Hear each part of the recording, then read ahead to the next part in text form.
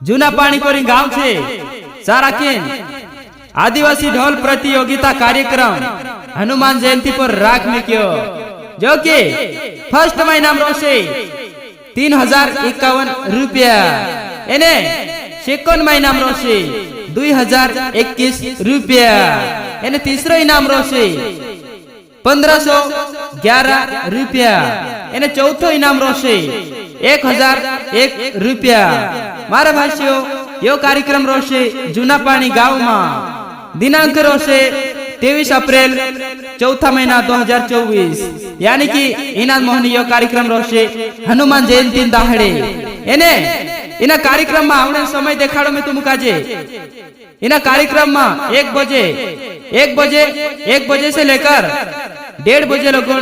इना कार्यक्रम में शामिल हो जानो छे। दुल्हन एंट्री हशे 1 बजे को था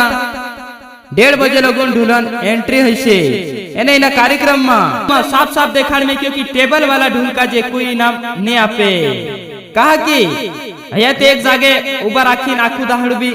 दियात पर से बत्ती थी हिनु का जे काय इनाम अपने एने नासरा पटेल एने भाई सिंह राजू लकड़िया द्वारा आयोजित इना कार्यक्रम का जे राख में क्यों जूना पानी गांव में पोस्ट झामटी रोशे तहसील वरला जिला बड़वानी मध्य प्रदेश यो कार्यक्रम रोशे जूना पानी गांव में मारा भाष्य इना कार्यक्रम में आवणो जूनी बोलता।